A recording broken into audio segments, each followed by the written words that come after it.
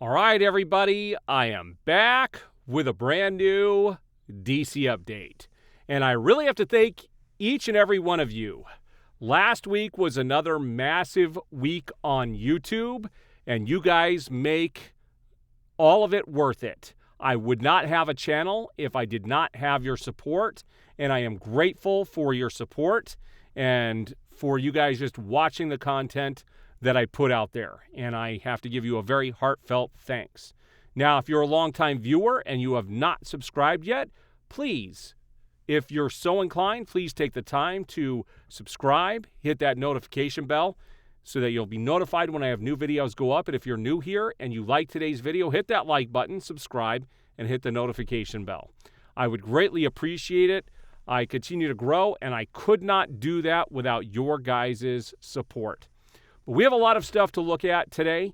We did have the New York City Comic Con this weekend, and there was some information that came out in regards to DC Comics. Not a lot, really nothing on the movie and TV side, but there was definitely some stuff for comics that we're going to be looking at today, plus all of the other DCU information out there.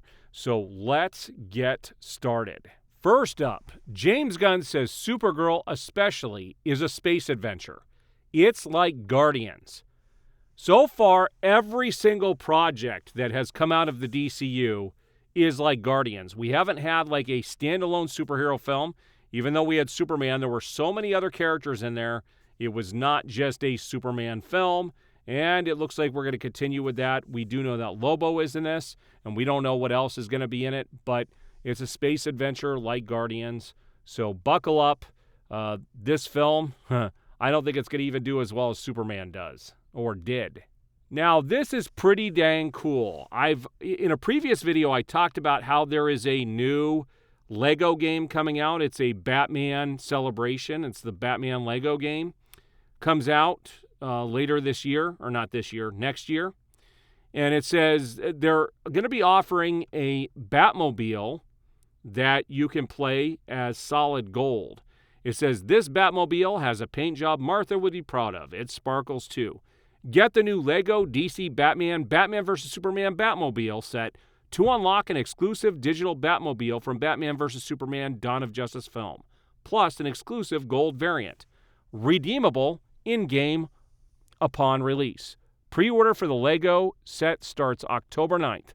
Lego sets available March 1st. I'm actually looking forward to this. This is one game. It looks like it's going to be Lego, but kind of plays like the Arkham games. I'm very much looking forward to this when this gets released.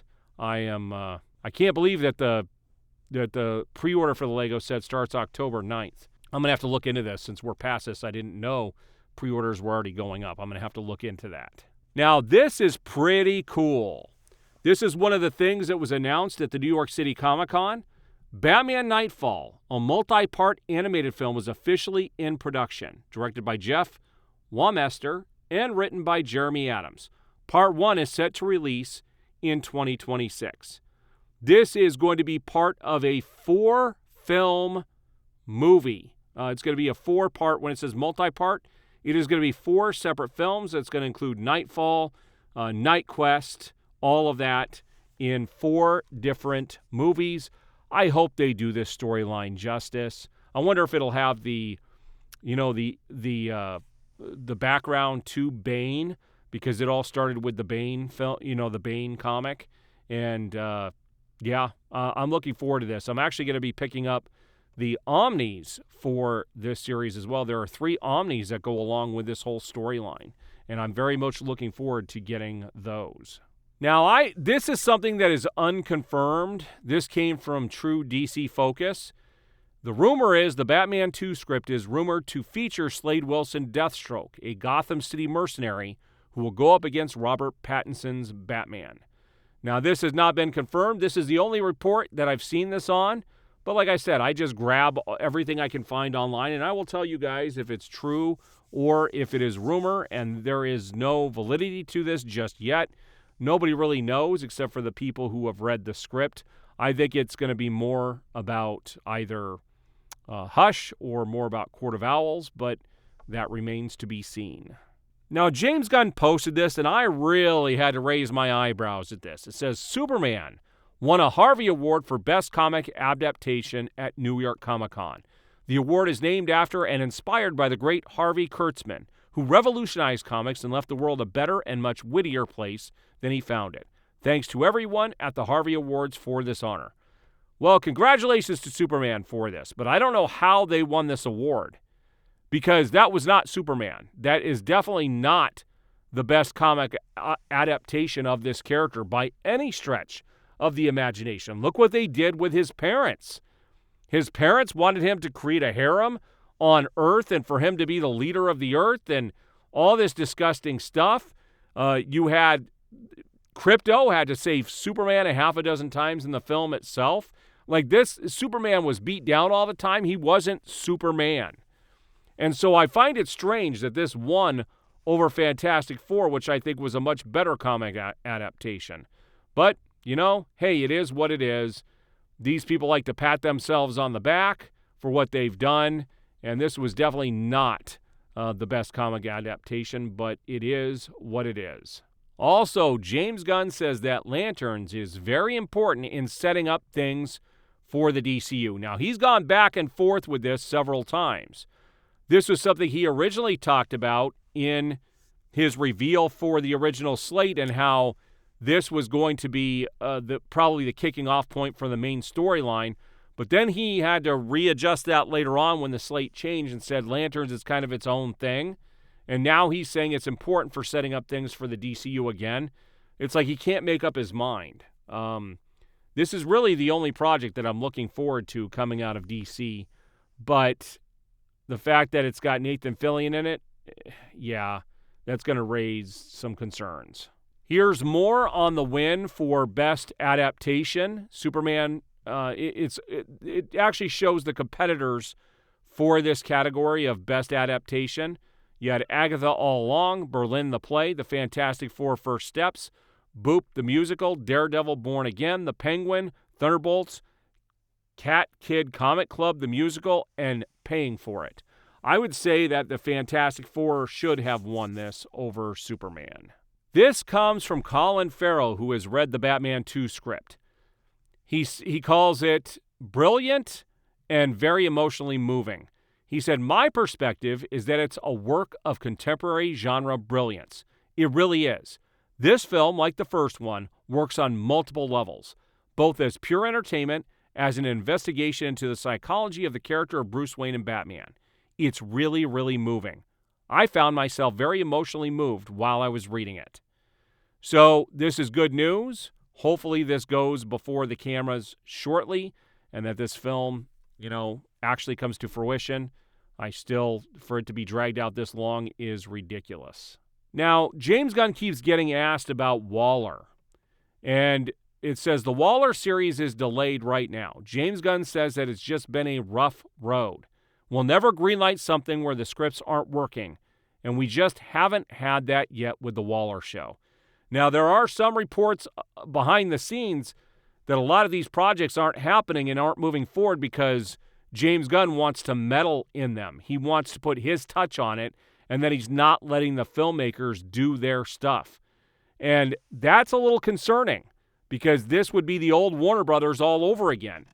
James Gunn needs to focus on being the CEO and not having his fingers and his touch on everything. So here was some of the big news at the New York City Comic Con. DC Next Level, new series that are beginning March of 2026 and beyond. You have Batwoman, Deathstroke. I can't even say what that other word is with the way the video. Yeah, this photo is not high quality, so I can't even see what the second word is. You got Firestorm. It looks like Nuclear Man under that. You have Shadow of the Bat, Batman, Shadow of the Bat. This was an old title when I was a kid, and it looks like it is coming back. You have Zatanna, you have Lobo, the Demon, and Barbara Gordon Breakout. And so there's a lot. They show some of the talent they're going to be involved in this. I'd be interested in the Demon and also in Shadow of the Bat. The other stuff I probably wouldn't be interested in, but we'll see where this leads next. Also, James Gunn came out and confirmed that the Swamp Thing is not dead. He said, absolutely, yeah, we've talked to him. He's still invested. So we'll see. Some things take a long time. We'll see what happens. All right, so one of the things that they didn't show as far as a picture, Danny came out, Dunkirk, and said, surprise, guys, I am indeed writing and illustrating the new Azrael book. Azrael St. Dumas, Curse in Shelves, 2026. This might be interesting as well. This goes way back also to, they're tying this all into, I believe, the release of the Nightfall series. Azrael was a great character that was, created in Batman during that time period, and it would be very interesting to see this character come back and get his own series. Now, this was something I did want to put onto yesterday's video, but I wanted to keep that video more focused. That same outlet that talked about, James Gunn possibly being fired came out with Zack Snyder wants DC return with The Dark Knight Returns. Now, this is no secret. This is something that Zack Snyder himself has talked about. With the way things are right now, the only way he would come back to DC is if he was able to do an adaptation of The Dark Knight Returns.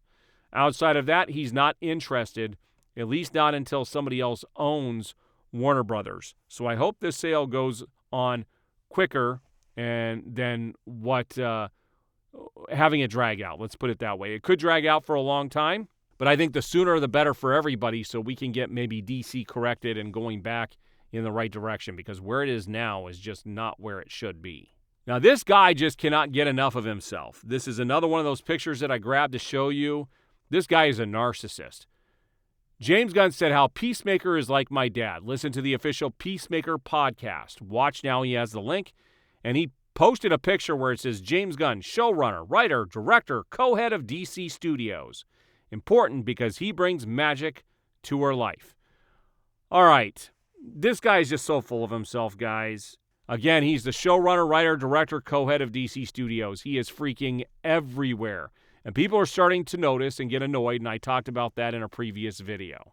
So currently I'm getting caught up on some of the things I haven't read. Like, I feel like an entire year of my life has been erased because of this accident that I had and just focused on getting better.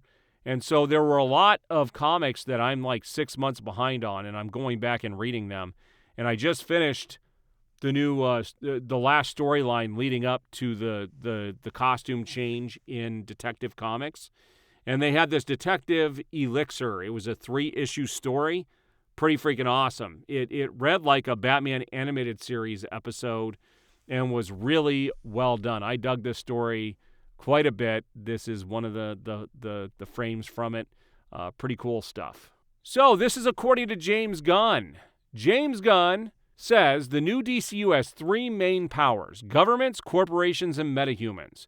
Despite having existed for 300 years, he confirmed that the events of Superman were a major shift in the balance of power, tipping the scales in metahumans' favor.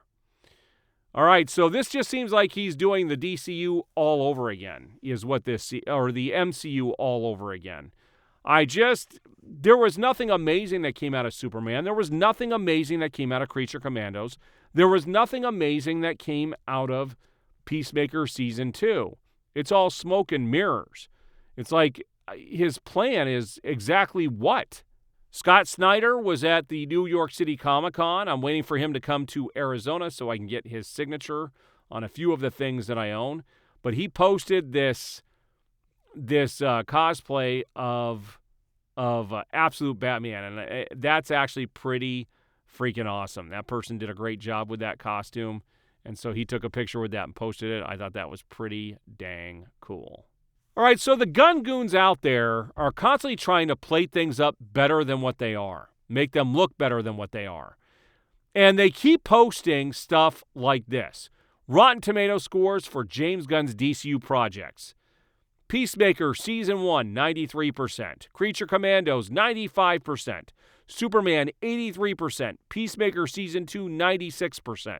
Did any of these translate to box office success or money for the studio? No, they haven't.